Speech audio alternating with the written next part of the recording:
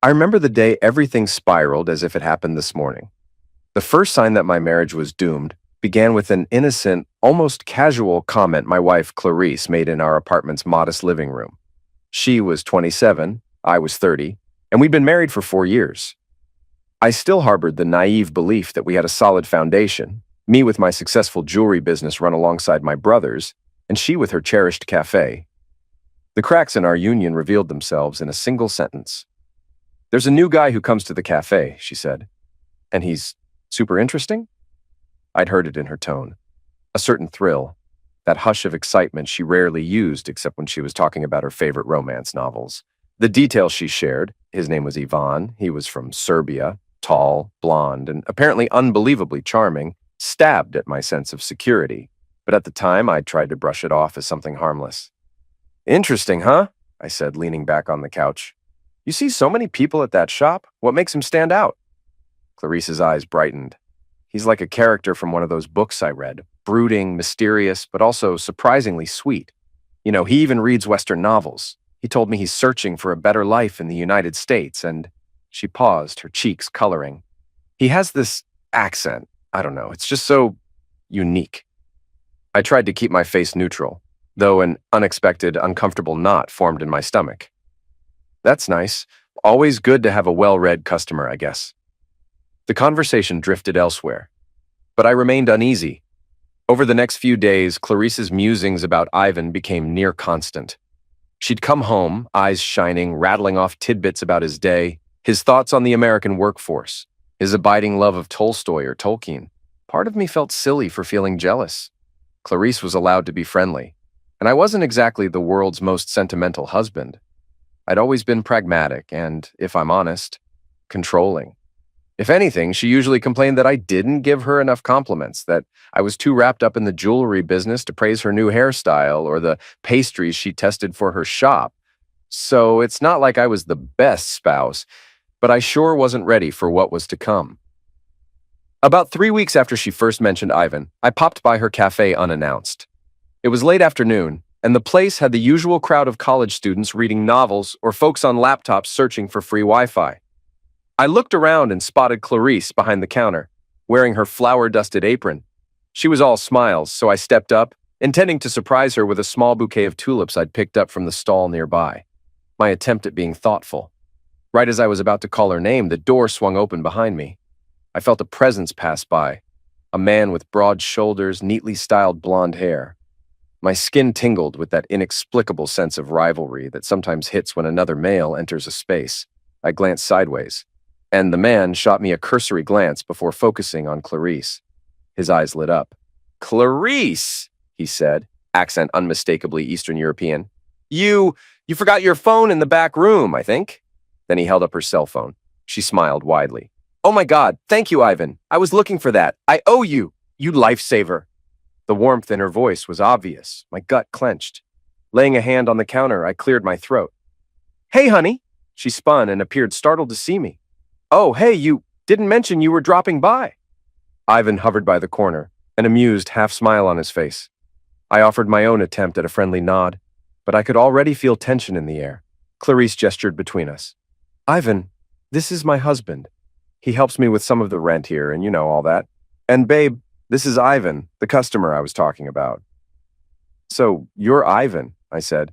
"Heard a lot about you." He extended a hand. "It's pleasure to meet you. Your wife is, very nice. She makes me best cappuccino in all of city." I forced a short laugh and shook his hand. But as I did, something about his nonchalant expression felt off, like he was quietly studying me, deciding if I was competition. When I stepped back, Clarice reached across the counter and touched my arm.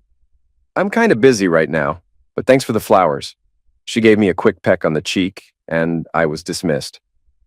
That evening, while we cooked dinner, I asked her more about Ivan. She shrugged, telling me that he was just a friendly guy, that I had no reason to be suspicious. When I admitted I felt a bit uneasy, her reaction was swift. "Don't be ridiculous," she snapped. "I get to have friends, especially ones who actually like reading as much as I do. Just because we share intellectual interests doesn't mean there's anything else going on." I didn't press it further, but something told me there was more to the story. Less than a week later, I sat at home alone, flipping mindlessly through a sports channel, waiting for Clarice to return from the cafe. She normally closed up by 7 p.m., and it was already 9. My phone had no missed calls, no texts. At 9:15, she came bounding in, face flushed from the cool night air, her hair a bit mussed. "You're late," I said flatly, standing up from the couch. She rolled her eyes, tossing her purse onto the table. "I know, sorry. The cafe had a busy day, plus I was showing Yvonne around. He's still new to town, so we decided to grab a slice of pizza. You wouldn't believe he's never had a proper New York-style slice. So we walked a bit, chatted about our favorite books, and you went out with him, alone." I let the statement hang in the air. She lifted a brow. "Don't start. I already know where your mind's going, and you're dead wrong. He's a friend. And from what he told me, he might be gay for all we know. He never explicitly said it, but he dropped enough hints about not being into women. So, get that suspicious look off your face." I let out a harsh breath. The notion that he was gay seemed a little too convenient. "It's after 9, Clarice. You could have at least messaged me, told me you'd be late." "Seriously?" she shot back, grabbing a bottle of water from the fridge. "You never check in with me when you get stuck at the jewelry store, sometimes until midnight. But I do one spontaneous thing with a friend and you act like I'm cheating? Get over yourself. I'm not your property." Anger flared in me. "I never said you were my property, but you can't pretend this doesn't look suspicious," I snapped. "You told me he was new in town. You read books together? That's fine. But it's crossing a line when you're out alone with him for hours, not telling me. And you come back looking like you've had the time of your life." She puffed out a laugh, almost mocking. "Oh, sure, because heaven forbid I actually enjoy myself talking about novels you barely even glance at. I'm sorry if reading is nerdy to you, but I have a right to talk to people who share my passion. At least he listens when I discuss stories. You get that glazed look in your eye every time I bring up books, as if I'm speaking another language." I ran a hand down my face. "Do not twist this into me not supporting your hobbies. I've always been proud you opened the cafe. My voice caught. I don't trust this guy, gay or not. Something about him sets off alarm bells."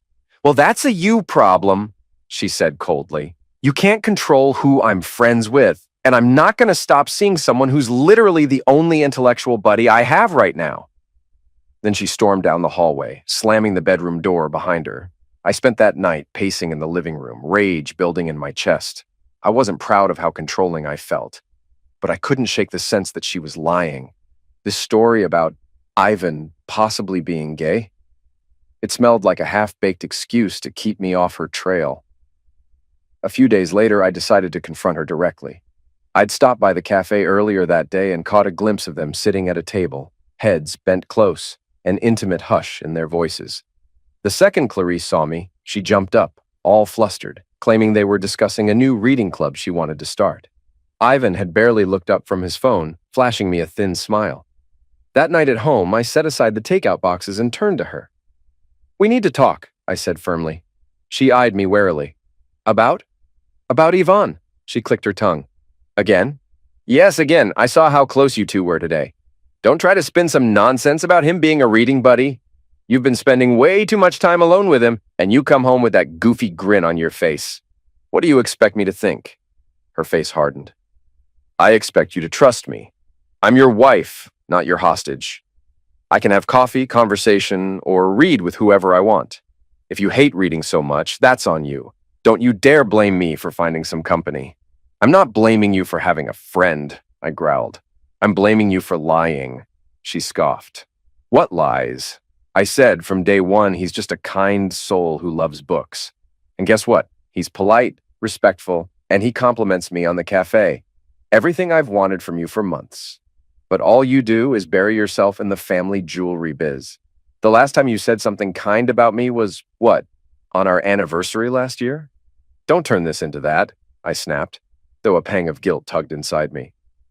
Fine, maybe I haven't been showering you with compliments, but that doesn't justify your... My what? She challenged, crossing her arms. My cheating? Because that's what you're about to say, right?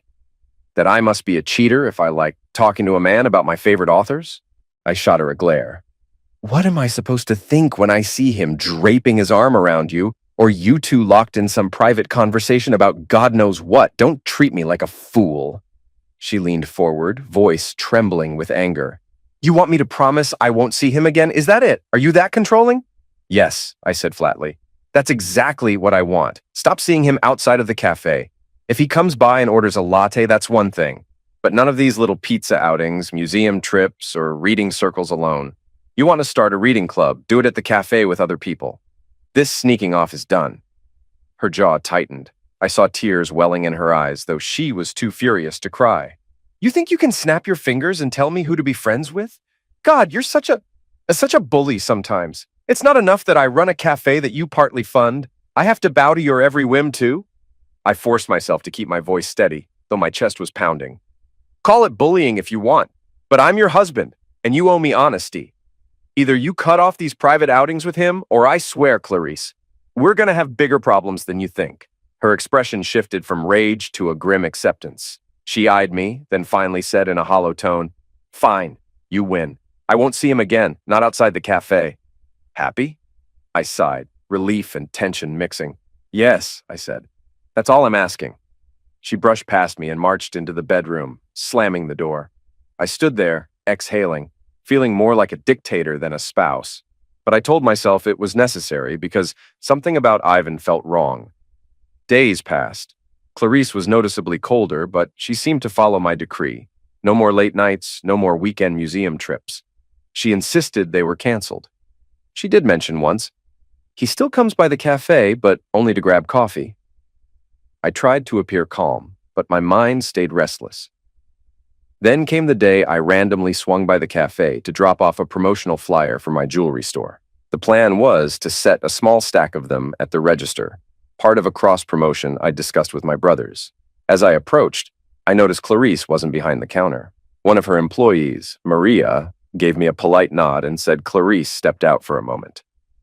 A flicker of suspicion took root in my gut. I decided to wait. Minutes later, I saw them through the big glass window, Clarice and Ivan, strolling up the sidewalk with their arms interlocked. Worse, they were laughing together, looking like the picture of a couple in love. My heart seized. I moved aside so they wouldn't immediately see me. They walked in, Clarice's face glowing, until her gaze landed on mine. A flash of sheer panic stretched across her features. Her arm slipped from Ivan's in an instant. Hey, she said, forcing a smile. Ivan gave me that same thin-lipped grin. Hello again, he said, his accent making the words sound almost mocking. I felt a cold sweat break across my brow. She'd promised not to do this. Yet here she was, arms linked with the very man she swore she'd stop seeing. Without a word, I grabbed her arm. Come on, I said tersely. We're going home, she tried to protest. But I have a business. Now, I barked, ignoring the wide-eyed stares from the cafe patrons.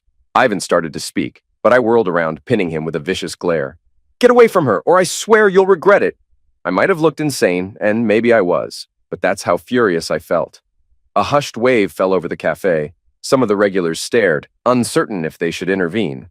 Ivan just pursed his lips and stepped back. Red-faced, Clarice tossed her apron aside. Fine, she snapped. You want to humiliate me in front of my own customers? Let's go. I practically dragged her to the car. The drive home was suffocating. Neither of us said a word. The tension crackled. My knuckles whitened on the steering wheel while Clarice stared out the window, arms folded tight. Once inside the apartment, I turned to face her, chest heaving. What the hell was that? You promised you wouldn't meet him outside of the cafe, and now I find you walking arm in arm, practically glued to him. She flung her purse onto the couch. Maybe because you keep stifling me. I told you we're just friends. He told me he's not into women, that he only flirts because it's his nature. That's it. Why can't you trust me? Because you keep lying, I roared. You said you'd stop. You said no more sneaking around. Sneaking around? I literally walked down the main street with him. That's not sneaking, genius. If I wanted to hide it, I'd pick a deserted alley or something. I scoffed. Don't be sarcastic. You promised you'd cut it off. She jabbed a finger toward my chest, eyes blazing. No, I said I wouldn't see him outside the cafe, but you can't forbid him from walking me back if he wants a cappuccino. It's a free country, last I checked. Stop trying to control every step I take. My fists clenched, and I had to fight the urge to punch a wall. Stop spinning it. I literally saw you linking arms with him. That's not just a coworker walking you. That's romantic body language. Do you think I'm blind? She let out a bitter laugh. He linked arms with me. I didn't see the big deal in the moment, all right? Besides, I told you, he might be gay. Gay men do that all the time with female friends, and it doesn't mean anything. I ran both hands over my face, exasperated. I can't do this. You keep feeding me the same line. Either you think I'm an idiot or you're in denial. Which is it? She trembled with anger. I can't believe this. All my life, I've wanted someone who respected my love for books and conversation. Now that I find a friend who shares those interests, you turn into some barbaric control freak. If you truly cared, you'd try reading with me sometimes instead of making me feel lonely. But no, you just want to cage me in. Maybe I needed an escape. You ever think of that? A wave of guilt surged, but my anger overshadowed it. Clarice, I might not be perfect, but I'm not going to stand by and watch you cheat. That's the bottom line, so it stops, completely, or we're done. She stared at me for a moment, tears welling up. Then, with a brittle laugh, she wiped her eyes. We're already done, in case you didn't notice, she hissed. You're not a husband anymore. You're some dictator. I'm sick of it. Without another word, she stomped to the bedroom, slamming the door so hard one of the picture frames on the wall rattled. I stood there, heart pounding, unsure whether to follow her or storm out. Eventually, I chose the couch, drowning in a swirl of hatred, jealousy, and an unshakable sense of betrayal. In the following days, Clarice claimed she would avoid Ivan entirely. She insisted, I get it, I'll draw boundaries. He can come to the cafe, but I won't let him walk me anywhere. Each time she said that, my trust chipped away. It felt like a bandage on a gaping wound. I knew in my gut something else was going on. Her eyes were distant, and every time her phone pinged with a message, she'd rush to read it, turning the screen away from me. One night, curiosity overcame me. As she slept, I slipped her phone from under her pillow, heart thumping in my throat. Her WhatsApp had a pinned conversation with I. My worst suspicions confirmed. I opened it. The messages soared up the screen in a flurry of digital heartbreak. Ivan, 2:12 p.m. I miss you, baby. Today was so much fun. Your husband suspect anything? Clarice, 2:15 p.m. He's losing his mind. I had to promise I'd avoid you. God, I hate lying to him, but I hate how controlling he's become. Ivan, 2:20 p.m. He is fool, yes? We keep going. Let him be in the dark. As I scrolled further, my pulse hammered. Their messages weren't just friendly. They talked about stolen kisses, secret trysts after closing time at the cafe. How thrilling it felt to keep me, the jealous bully, clueless.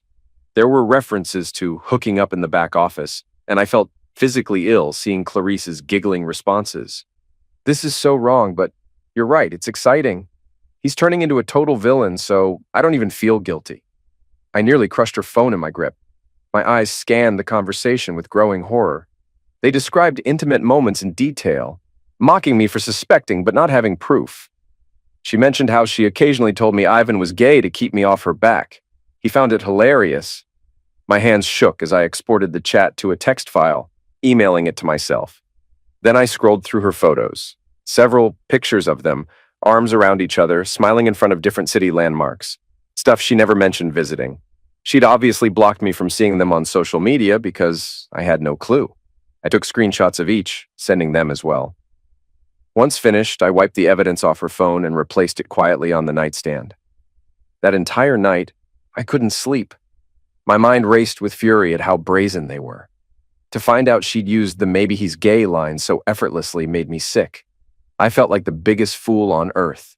She was living an entirely separate life, treating me like a controlling villain while she rolled around with a cunning manipulator who knew exactly how to exploit her craving for compliments. And yet, ironically, I was more determined than ever to reveal the truth. Punish them both. If that made me the villain, so be it. The next morning, I confronted Clarice. She was rummaging through the kitchen cabinets when I walked in, face stony. I didn't even wait for a polite hello. Stop, I snapped. I know everything. She turned, blinking. Everything about what? Drop the act. I read your messages with Ivan. My voice cracked with anger. The photos, the filthy details, all of it. Her cheeks blanched. For a split second, she seemed genuinely terrified. Then her face hardened, and she slammed a cabinet shut. You went through my phone? You bet your ass I did. I found out how you've been lying, hooking up with him after hours, mocking me every step of the way, telling him I'm some controlling jerk. I stepped closer, eyes blazing. So guess what? We're done. For a moment, her lip quivered, tears pooling. Then her temper flared. You had no right to snoop. That's an invasion of privacy. I let out a harsh laugh. That's your response? Not an apology, not denial, just whining that I found out the truth illegally. Give me a break. She trembled with fury. You want a confession? Fine. Yes, I've been with him, but maybe if you had bothered to be a good husband, someone who appreciated my interests, this wouldn't have happened. You've become so obsessed with controlling me, calling me a liar every time I talk to another human being, that you pushed me away. Don't you dare shift blame onto me, I roared. I might not be a perfect spouse, but I sure as hell never deserved to be lied to like this. You literally told him in your messages that it felt so wrong, but exciting. That's on you, Clarice. She flinched, a flicker of shame crossing her features. You know what? Believe whatever you want, she spat. You're the reason I needed to escape in the first place. My blood pounded in my ears. Escape? That's the word you use? I gave you everything. Helped pay the cafe's rent, tried to be supportive. Yet I guess I wasn't supportive enough of your hobby, right? So you found the first sweet talker who gave you big compliments about your books and you jumped into bed with him. Unbelievable. She shook her head, tears finally rolling down her cheeks. Fine, it's done. You can have your meltdown. But know this, the reason we reached this point is because you never gave a damn about what I love. All you care about is your business, your money, and making me fall in line. I can't breathe with you around. I exhaled, shoulders trembling. Then, breathe somewhere else. Get your things and get out of my house. I'm filing for divorce. True to my word, I contacted a divorce lawyer within hours. The same day, Clarice left in a storm of tears and curses, spending the night on a friend's couch. Over the next few days, I compiled every scrap of evidence. My lawyer was stunned by how blatant the messages were. This is bulletproof, he told me. You're going to walk away with everything, especially if you can prove infidelity was the main cause. In the midst of all this, I uncovered something even more revolting. Ivan had a YouTube channel, not just any channel, but one boasting how he specialized in seducing wives who felt neglected by their husbands. He had thousands of subscribers, posting videos in which he bragged about conquests, sometimes in heavily accented English, sometimes in Serbian.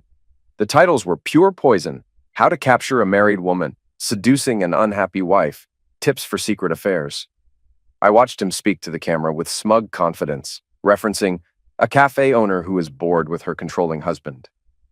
My stomach churned at the possibility that he was describing Clarice to the entire world. Worse yet, the channel linked to an OnlyF, which teased real videos of me with cheating wives. The previews showed blurred faces, but I recognized Clarice's silhouette in one. She might have been complicit or maybe tricked.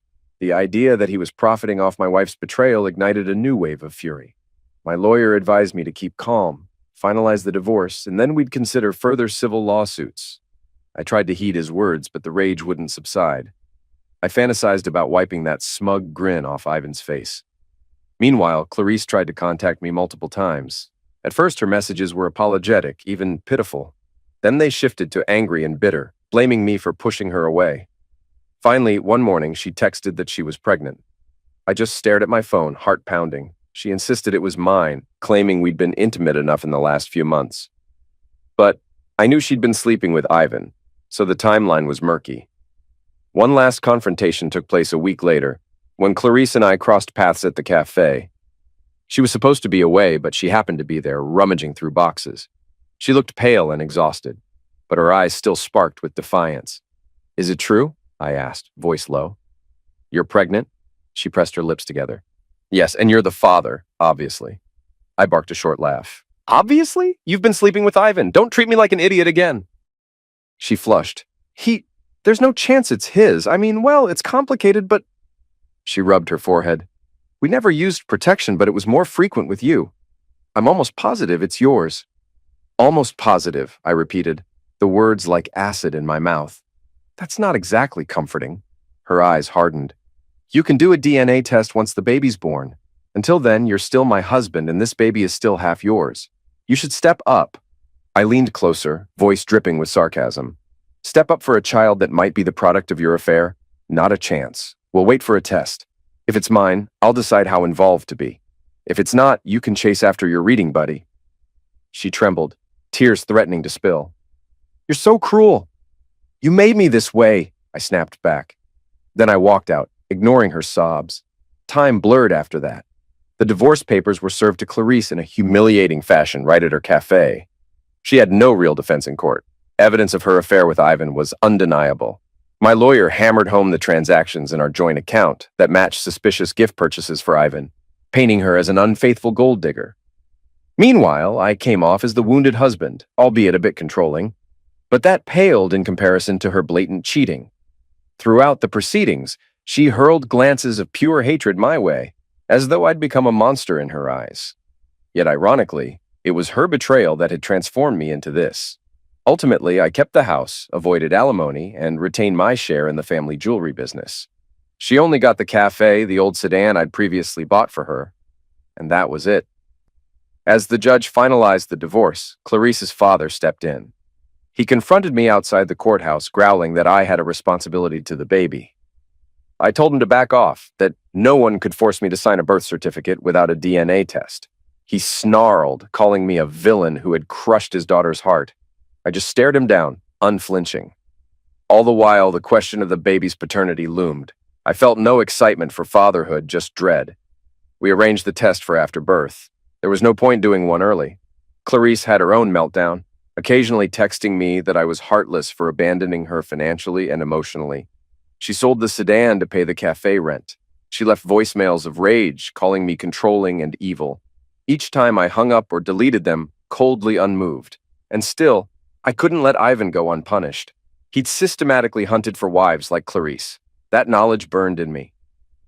One afternoon, after the divorce was finalized, I waited outside the cafe, hidden in a borrowed SUV with tinted windows. I'd gathered two men I knew from my rougher teenage years. They each owed me a favor. We planned to intercept Ivan, teach him a lesson. He emerged from the cafe around closing, walking confidently down the street, filming himself on his phone. I watched him talk in that accented English, probably updating his followers on another successful conquest. My blood heated. Without hesitation, I motioned to my friends, and we stepped out. "Hey, Ivan!" I called. He froze mid-sentence, looking up warily. "It's me," I said, stepping closer. "Remember me? The controlling husband?" He tried for a cocky grin. "You want trouble, friend? Because that is how you get trouble." My buddies, both large and masked, flanked him, grabbing his arms. He struggled, spitting foreign curses. I saw the fear flash in his eyes. I smirked, stepping in. "How about that YouTube channel of yours, or that Only F page? You're profiting off destroying marriages?" He sneered. "I do not destroy them, the wives. They come to me willingly. Maybe they want real man, not bully like you." I punched him, a quick jab to the jaw. He gasped, and my friends pinned him to the wall. "You messed with my life," I hissed. "Filmed my wife, posted her online, bragged about seducing her. Now you pay." He tried to headbutt me, but one friend yanked him backward. Another blow to his ribs made him yelp in pain. I snatched his phone from his trembling hand and hurled it against the pavement, shattering it. "You think you can do that?" he wheezed. I have more money, more resources. Try me," I snarled. "I'll sue you for alienation of affection. I'll tip off immigration. I have your texts mocking me. Don't test me." He paled. You have no right." "No? You think filming unsuspecting wives is a right?" I snapped. "If I see a single video of Clarice or me on your sleazy channels, I will personally drag you to court. And trust me, you can't hide from me." I nodded to my guys, who let him drop to the ground. He clutched his bruised jaw, eyes wild. "You threaten me?"